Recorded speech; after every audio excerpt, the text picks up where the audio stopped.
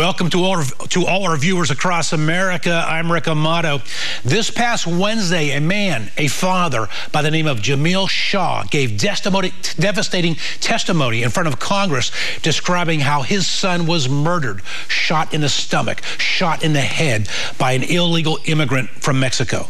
The murderer of Jamiel Shaw's son was brought here to this country as a child, illegally, by his parents. The exact same type of illegal immigrant who President Obama says it would be inhumane to be deported back to his home country. Joining me at this time in his first nationally televised interview since testifying before Congress is Jamiel Shaw. Jamiel, welcome. Thank you. We thank you for joining us. What would you like the people across America to know about your son's death? I wanted to know that he was a good kid, that he was just walking down the street like all other kids do in America. He went to the mall on a Sunday afternoon. That's normal for Americans to do. And on the way home, he was shot dead in the streets. I want people to know that just because you're brought here by no fault of your own, or you're a DACA recipient, you know, you're a dreamer. They commit crimes. You know, the guy who killed my son was a dreamer. You know, he was supposed to be doing the right thing, and we hear all this stuff that the president and people talk about the good ones, but they ignore that there are some bad seeds and they need to be dealt with.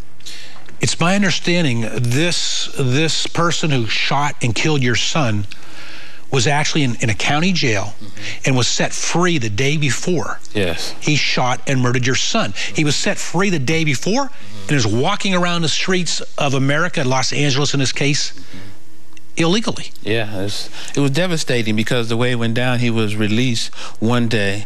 You know, he had nobody doing supervision. He was allowed to have the weekend to himself. He was told to report to the probation department Monday morning, you know, and that was the weird part. After he did the murders and stuff, he reported to the probation department, you know. And, you know, when he shot my son in the stomach, you know, he shot him in his head.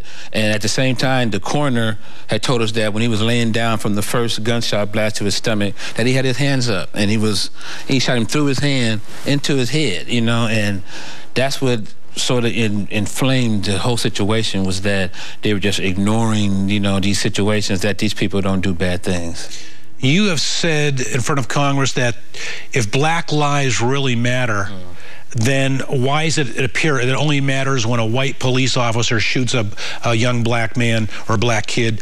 If black lives really matter, do something about this. Right, and that's sad, because in my neighborhood or with my friends, we always talk like that. The only way you can get anything done if you get murdered is you have to get the so-called death lottery, which is the police or the white man. And it's not fair, because most black people aren't killed by white people or by the police. You know, if black lives really matter, then why is so much black on black crime?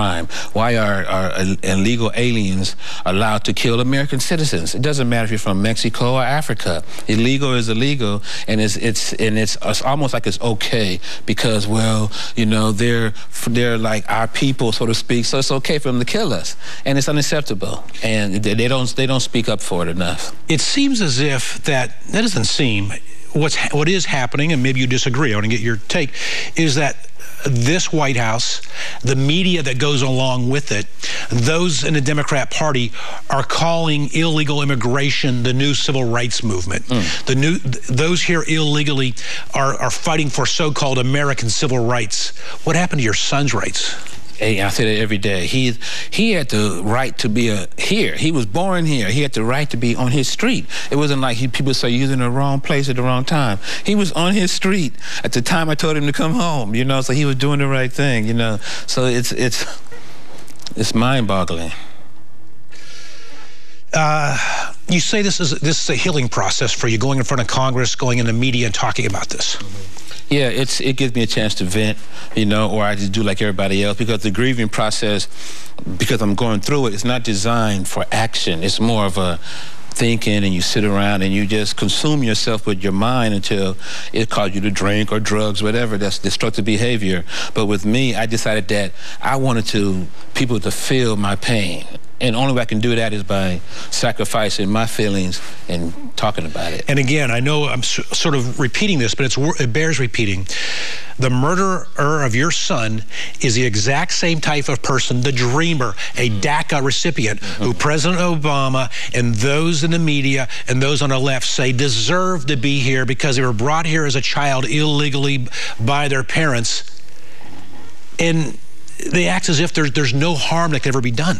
Yeah, and that's the sad part, because they do commit crimes. They murder Americans, you know, not just black Americans. They murder Americans, period. You know, and people are scared to talk about them because they're the kids they were brought over. Well, the guy who murdered my son was brought over when he was 4. He was 19 when he murdered my son. That means 15 years in the country. You know, so that shows you that 15 years. 15 years he was here committing crimes, just awful crimes, since he was 10 years old. What was he was let out of county jail the day before he murdered your son. What was he in county jail for? Assault with a deadly weapon. He tried to shoot a guy in a park in Culver City, and the police came, and he had a chase, and he had a fight with the police. He hit a cop in the face, cut him. So he was in jail for assault with a deadly weapon and battery on a peace officer, given 8 months in the county jail, which is too low, and then released 4 months early.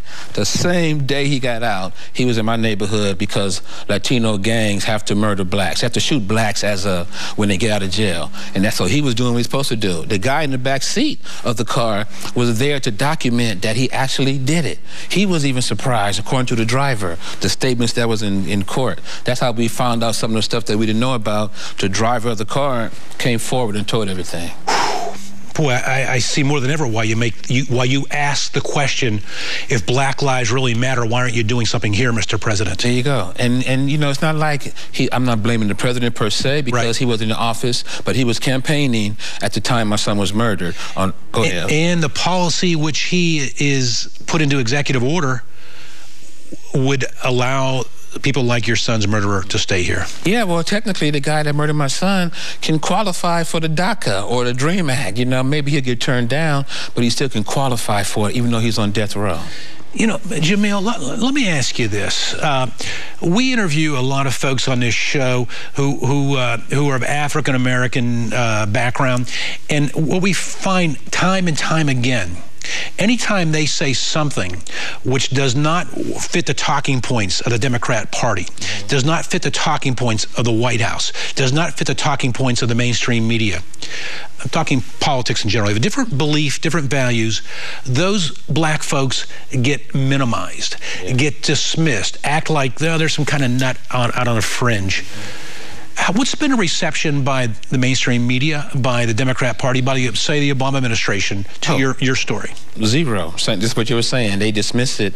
They tried to go after me, but they realized they couldn't because I wouldn't stop. So they just ignored me. They try to go after you how? Oh, you're a racist. You're being used. You're working with the Ku Klux Klan. Just crazy stuff like that, you know. Some of not my friends personally, but the so-called supporters, black politicians. I've had the mayor, the city council members, board of supervisors, all of them, they talk about legal immigration one-on-one to me, but when they go out in front of the public, they don't say the same thing. You know, they're against it, but just because they want power with a legal alien vote. That's more important. It's more important than black people vote, whites vote. They don't even cater to American voters anymore. Everything is about the Latino vote like they're the only ones here. You know what I mean? Hello, people are here besides them, you know. Everybody's here. We don't see the American dream as a dream. I mean, we're Americans. This is just what we do. Stay out of trouble, you live a good life, you get rewarded. That's what we think. It doesn't always happen. My son never been in trouble, no gangs, MVP, 3-time MVP, really? Player of the year. All he had to do was stay alive, you know? And then I told him, man, you take care of what you're doing, you'll get rewarded. Tell us about the Jamiel Shaw Memorial Act. The Jamiel Shaw Memorial Act is basically, it goes after illegal aliens. It targets the criminals and lets the criminals know that you can't hide. It gives the FBI the right to go in there and track them, keep track. Because the guy in the back seat that murdered my son, he is in jail now for murder because they didn't track him. He was allowed to be in the car, go on a murder, didn't even get arrested for it. Then they gave him an opportunity. Now someone else's child is dead. So the Jamiel Shaw Memorial Act is being proposed by Congressman Walter Jones of North Carolina. That's why you're in Washington.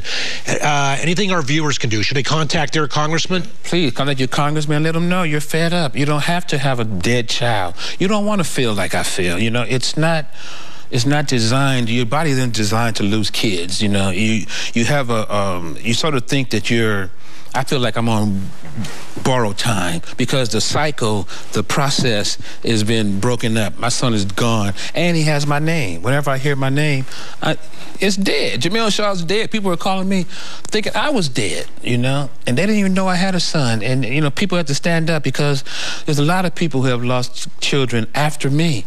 You know, you have to stand up and you have to do what they call preventive maintenance. You have to go in the belly of the beast and we have to attack these people to get them out. We need to be safe in America. We deserve it. It's our country.